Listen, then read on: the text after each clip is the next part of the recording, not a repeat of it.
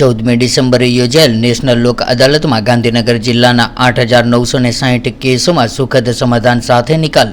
સર્વને સમાન ન્યાયના ભાવ સાથે કોર્ટ કેસોનું ભારણ ઘટાડવાના હેતુથી રાષ્ટ્રીય કાનૂની સેવા સત્તા મંડળ ન્યૂ દિલ્હી નાલસાના આદેશ અનુસાર દર 3 મહિને સમગ્ર દેશમાં નેશનલ લોક અદાલતનું આયોજન કરવામાં આવે છે, જે અંતર્ગત ગુજરાત રાજ્ય કાનૂની સેવા સત્તા મંડળ, ગુજરાત હાઈકોર્ટના ચીફ જસ્ટિસ તથા પેટર્ન ઇન ચીફ ન્યાયમૂર્તિ શ્રીમતી સુનીતા અગ્રવાલના સીધા માર્ગદર્શન અને કારોબારી અધ્યક્ષ ન્યાયમૂર્તિથી બિરેન એ વૈષ્ણવની રાહબરી હેઠળ ગુજરાત રાજ્ય કાનૂની સેવા સત્તા મંડળના સભ્ય સચિવ શ્રી આર. એ. ત્રિવેદીના અવિરત પ્રોત્સાહનથી ગાંધીનગર જિલ્લા અદાલતના પ્રિન્સિપાલ જજ સુશ્રી હિતા આઈ ભટ્ટની રાહબરીમાં 14મી ડિસેમ્બર શનિવારના રોજ નેશનલ લોક અદાલતનું સુંદર આયોજન કરવામાં આવ્યું હતું.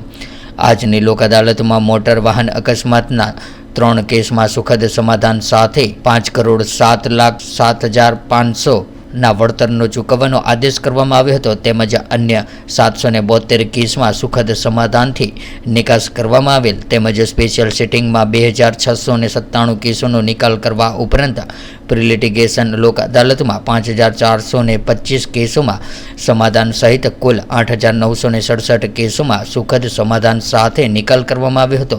અમિત કુમાર સુરેશ કુમાર સૈનીની ઉંમર વર્ષ 27નું તારીખ 3/6/2023ના રોજ હિંમતનગર શામળાજી હાઈવે ઉપર માર્ગ અકસ્માતમાં અવસાન થયું હતું, જે સંદર્ભે મૃતકના માતા પિતા દ્વારા અકસ્માત વળતર મેળવવા માટે ગાંધીનગર મોટર એક્સિડન્ટ ટ્રિબ્યુનલ સમક્ષ વકીલથી G.K. ચંપાવત મારફતે આજની લોક અદાલતમાં વીમા કંપનીના ટાટા AI જનરલ સામે કરેલા 1 કરોડના દાવામાં સુખદ સમાધાન સધાયું હતું અને અરજદારના વારસદારોને ગુજરાત રાજ્ય કાનૂની સેવા સત્તા મંડળના સભ્ય સચિવ શ્રી આર. એ. ત્રિવેદી તથા ગાંધીનગર જિલ્લા અદાલતના પ્રિન્સિપાલ જજ સુશ્રી હિતા આઈ ભટ્ટના વરદ હસ્તે ₹77,50,000નો ચેક અર્પણ કરવામાં આવ્યો હતો.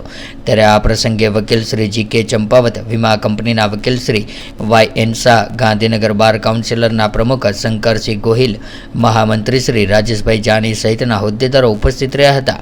ઉપરોક્ત કેસોના સમાધાન કરવા સાથે જિલ્લા કાનૂની સેવા સત્તા મંડળ ગાંધીનગરના આબલ સુશ્રી હિતા આઈ ભટ્ટના સતત માર્ગદર્શન હેઠળ DLSA secretary Shri M.J. Gadhvi દ્વારા સતત મિટિંગોનું આયોજન કરીને વધુમાં વધુ કેસો સમાધાનથી નિકાલ થાય તેવા પ્રયત્નો હાથ ધરવામાં આવ્યા હતા. સમગ્ર લોક અદાલતને સફળ બનાવવા માટે ગાંધીનગર જિલ્લાના તમામ જ્યુડિશિયલ અધિકારીઓ, વહીવટી સ્ટાફ, બાર કાઉન્સિલરના હોદ્દેદારો તેમજ પેરાલીગલ વોલેન્ટિયર્સ દ્વારા અથાગ પ્રયત્નો કરવામાં આવ્યા હતા.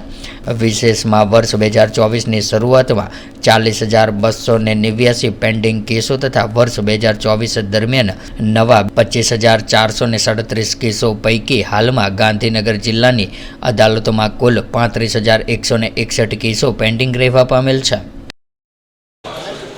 આજરોજ આ 2024ની અંતિમ લોક અદાલત હતી અને એમાં મારા તરફથી એક MACPની વળતર અરજી લોક અદાલત માટે અમે અંદર દાખલ કરેલી. જે અપરિણિત છોકરો હતો, જેની ઉંમર 26 યર્સની હતી અને કંપનીમાં જોબ કરતો હતો, જેનો 55,000 જેવો પગાર ધરાવતા હતા.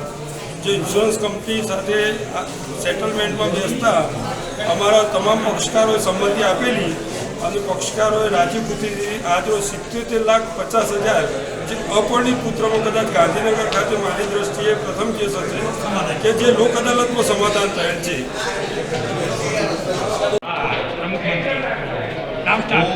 ગાંધીનગર બારના પ્રમુખ તરીકે શંકરસિંહ ગોહિલ આજે નેશનલ લોક અદાલત ગાંધીનગર ખાતે નિશ્ચિતતા ડિસ્ટ્રિક્ટ જજ તેમજ હાઈકોર્ટના માર્ગદર્શન હેઠળ ગાંધીનગર કોર્ટમાં લોક અદાલત યોજાઈ.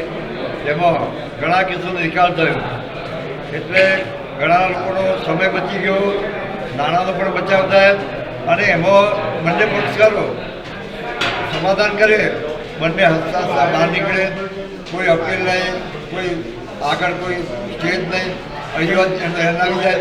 અને એક વાત એ કે અમારા G.K. ચંપાવત સાહેબે જે 77,50 લાખનો જે એવોર્ડ કરાવ્યો છે સમાધાન દ્વારા, એ ઐતિહાસિક ચુકાદો છે અને G.K. ચંપાવત સાહેબને અગાઉ પણ આવા એમને ઐતિહાસિક ચુકાદાઓ એ અપાયેલા છે કોર્ટની માધ્યમથી.